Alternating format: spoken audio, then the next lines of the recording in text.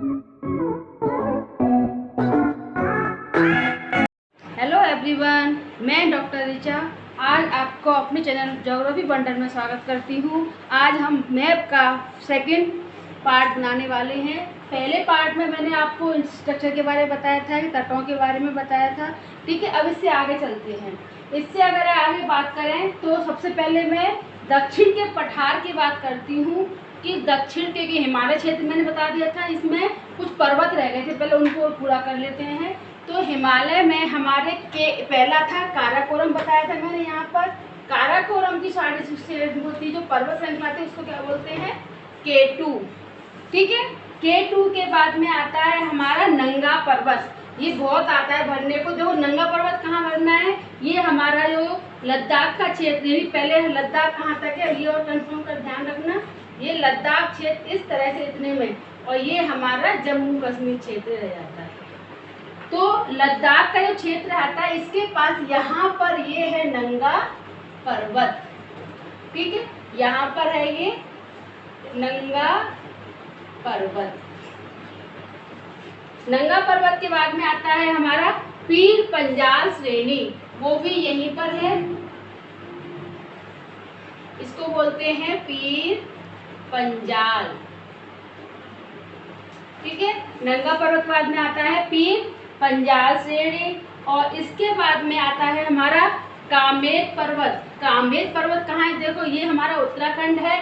उत्तराखंड में हमारा यहाँ पर कामेत पर्वत है और यहीं पर नंदा देवी। ठीक है, ये है हमारा कामेत और ये इसको बोलते हैं नंदा देवी पर्वत। ये पर्वत बहुत बढ़ने को आते हैं। ठीक है, नंगा पर्वत, ये नंदा देवी पर्वत है, और ये है हमारा पीर पंजाल पर्वत। इसके बाद में आगे बात करते हैं, अगर माउंट एवरेस्ट के बारे में सबको पता है कहाँ पर है माउंट एवरेस्ट। ठीक है, तो माउंट एवरेस्ट कहाँ है, ये हमारा नेपाल है। तो नेपाल और तिब्बत की सीमा पर माउंट एवरेस्ट है। तो यहाँ पर ये माउंट एवरेस्ट,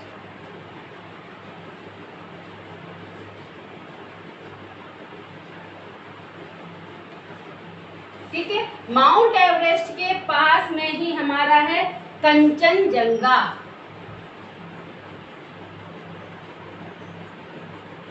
ठीक है, और कंचनजंगा के पास में ही हमारा है जो है, सॉरी यहाँ पर कंचनजंगा ये वाला है सिक्किम के पास, और इसको बोलते हैं मकालू। ठीक है, माउंट एवरेस्ट, फिर मकालू और फिर है कंचनजंगा पर्वत। ठीक है, अब बात आती है कंचनजंगा का सिक्किम। सिक्किम के यहाँ पर है चुम्बी घाटी, ये है चुम्बी घाटी, ये भी बहुत भरने को आता है। चुम्बी घाटी कहाँ पर है, ये सिक्किम के, और ये हमारा बीच में चीन का क्षेत्र आता है छोटा सा, ये फिर भूटान है। तो यहाँ पर जो है चुम्बी घाटी क्षेत्र है। ठीक है, चुम्बी घाटी में आता है नाम चावरा। नाम चावरा कहाँ है, ये हमारा क्या है अरुणाचल प्रदेश, और अरुणाचल प्रदेश के ऊपरी क्षेत्र पर है, यहाँ पर है नाम चावरा पर्वत। नाम चावरा, ठीक है, लिख लेना, बोल रही हूँ नाम चावरा पर्वत यहाँ पर है। ठीक है, अब नाम चावरा पर्वत के बाद में आता है हमारा लोकटक झील कहाँ पर है, ये देखो त्रिपुरा, नागालैंड, मणिपुर। मणिपुर में यहाँ पर है लोकटक झील, ये बहुत आती है भरने वाली चीज, वही ली है मैंने। लोकटक झील कहाँ पर है, अरुणाचल प्रदेश, मणिपुर, और ये है हमारा, नहीं सॉरी अरुणाचल प्रदेश, मणिपुर में है। कुल मिला के लोकटक झील कहाँ पर है, मणिपुर में। ठीक है, अब हम बात करते हैं तटों पर, मुख्य पर्वत यही काफी है। अब आती है बात एक गिरनार पहाड़ियाँ। गिरनार पहाड़ियाँ कहाँ पर है, गुजरात में। गिरनार पहाड़ियाँ ये कहाँ है, गुजरात में पाई जाती हैं। और गिरनार पहाड़ियों के बाद में आती है बात, अब हम बात करेंगे पर्वतों की। अगर हम दक्कन के पठार की बात करें तो हमारा दक्कन का पठारी क्षेत्र कहाँ तक है, गुजरात, महाराष्ट्र और मध्य प्रदेश में फैला हुआ है। इसे बोलते हैं दक्कन का पठार। ठीक है, अब हम बात कर रहे हैं इस समय पर्वतों की, तो पहले पर्वत को ही क्लियर कर लेते हैं। ठीक है, अब ये देखो हमारी कर्क रेखा कहाँ से आती है, भारत के मध्य से। ठीक है, अब कर्क रेखा के ऊपर सबसे पहले यहाँ पर है हमारा विंध्याचल पर्वत। विंध्याचल पर्वत, ठीक है, एक क्रम याद रखोगे अच्छे से याद रहेगा। सबसे पहले आता है हमारा विंध्याचल, विंध्याचल के बाद में आता है भांडेर। ठीक है, विंध्याचल, विंध्याचल के बाद भांडेर, भांडेर के बाद आता है यहाँ पर कैमूर। ठीक है, और कैमूर के बाद में आता है, देखो यहाँ पर क्या है, ये है हमारा पश्चिम बंगाल, ये है झारखंड, यहाँ पर है छोटा नागपुर का पठार। छोटा नागपुर का पठार, ठीक है, छोटा नागपुर के पठार के ऊपर यहीं पर है राजमहल की पहाड़ियां। राजमहल की पहाड़ियां, ठीक है, और राजमहल की पहाड़ियां और कैमूर के बीच यहाँ पर है पारसनाथ की पहाड़ियां। ठीक है, अब मैं क्रम बोल दे रही हूँ, पहले विंध्याचल, विंध्याचल के बाद भांडेर, फिर कैमूर, फिर पारसनाथ और फिर है राजमहल की पहाड़ियाँ। और अगर पठार और बाद में बताऊंगी, और ये दक्कन का पठार है और ये है छोटा नागपुर का पठार। ठीक है, अब नीचे क्यों आते हैं, अगर हम ये कर्क रेखा के नीचे कैसे है, देखो यहाँ पर है नर्मदा नदी। ठीक है, यहाँ पर है ताप्ती नदी, इसके बीच में यहाँ पर है ये सतपुड़ा की पहाड़ियाँ। सतपुड़ा की पहाड़ियाँ, ठीक है, सतपुड़ा की पहाड़ियाँ के बाद में आता है फिर महादेव की पहाड़ियाँ।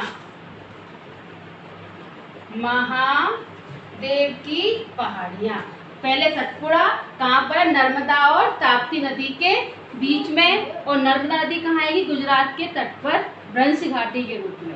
ठीक है, और फिर इसके बाद में आती है महादेव की पहाड़ियाँ। महादेव की पहाड़ियों के बाद है मैकाल श्रेणी। ठीक है, और मैकाल के बाद में है यहाँ पर गड़जात हिमालय, ओ सॉरी गड़जात की पहाड़ियाँ। गड़जात पहाड़ियाँ, मैप में भी बहुत कुछ है, ठीक है, एक एक कराऊंगी। ठीक है, ये है हमारी गड़जात की पहाड़ियाँ।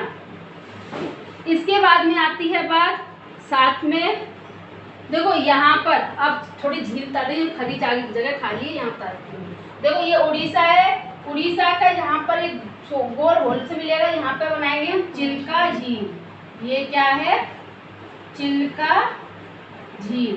ठीक है, ये लैगून लिम्न झील है, कहाँ बनेगी, ये उड़ीसा है, उड़ीसा के बीच में एक देखो इस तरह से मैप में दिख रहा होगा, बीच में एक बना हुआ है, ये लैगून लिम्न झील है। ठीक है, चिल्का झील के बाद में आता है, देखो ये आंध्र प्रदेश है, जहाँ पर उड़ीसा आंध्र प्रदेश मिलते हैं, यहाँ पर है पुलिकट झील।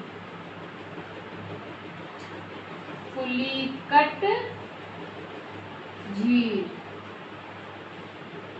ठीक है, चिल्का झील, फिर आती है पुलिकट झील, और पुलिकट झील के बाद में जो हमारा आंध्र प्रदेश है, आंध्र प्रदेश के आंतरिक हिस्से में है कोलेरो झील। ठीक है, अब देखो आंध्र प्रदेश बना हुआ है, यहाँ पर इस तरह से उठा हुआ जहाँ पर है वहाँ बनेगी कोलेरो झील। चिल्का झील उड़ीसा में, पुलिकट झील कहाँ है, उड़ीसा और आंध्र प्रदेश की सीमा पर, और जो हमारा आंध्र प्रदेश है वहाँ पर बनेगी कोलेरो झील। ठीक है, इसके अतिरिक्त जैसे मैंने कल बताया था नीलगिरी की पहाड़ियाँ, पिछले वीडियो में बता चुकी हूँ। देखो नीलगिरी की पहाड़ी कहाँ है, जहाँ पर कर्नाटक, तमिलनाडु, केरल, ये हमारी नीलगिरी की पहाड़ियाँ थी। ये थी हमारी इलायची की पहाड़ियाँ या कार्डेमम, और यहाँ पर थी पालनी की पहाड़ियाँ। ठीक है, इसके अतिरिक्त बहुत कुछ है यहाँ वीडियो, पहले मैं जस्ट इरेज करती हूँ, इससे पहले बता देती हूँ। एक आती है बाबा बूदन की पहाड़ियाँ, ये कर्नाटक है, कर्नाटक के यहाँ पर है बाबा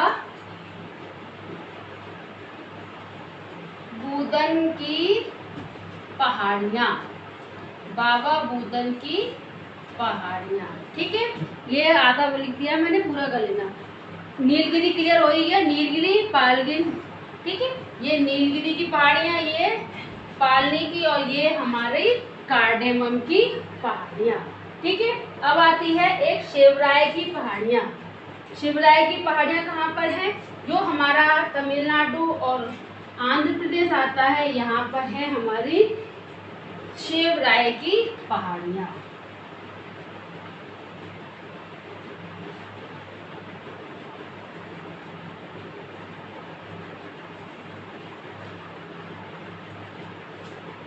ठीक है, लगभग इतना काफी है। अभी अगले में और बताती हूँ। कल मिलेंगे अगले वीडियो में। Thank you.